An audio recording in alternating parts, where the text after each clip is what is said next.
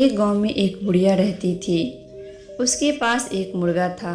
लोग जानते ही हैं कि मुर्गा स्वभाव से ही भोर में बांग देता है और भोर के बाद सवेरा होता है। यदि मुर्गा बांग नहीं दे तो भी सवेरा होगा ही। परंतु उस बुढ़िया का विश्वास था कि मेरे मुर्गे के बांग देने के बाद ही सवेरा होता है।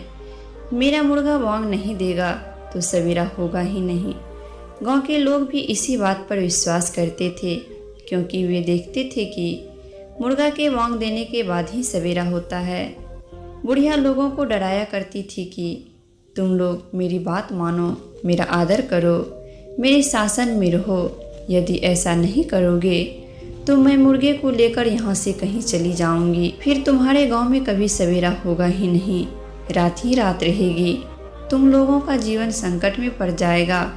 गांव के सब लोग इस भय से बुढ़िया का आदर करते और समय समय पर उसे खाने पीने की चीज़ें भी दे दिया करते थे। एक बार गांव के लड़कों में खेलते खेलते लड़ाई झगड़ा हो गया।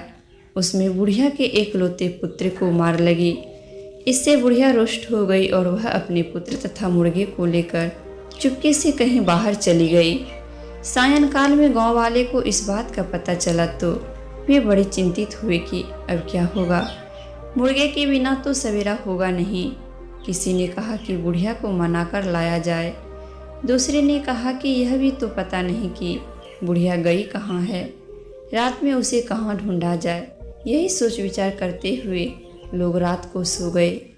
भोर होने पर स्वभावतः लोग जग गए, परंतु वे चिंतित थे कि अब तो इसी प्रकार सदा अंधेरा ही बना रहेगा।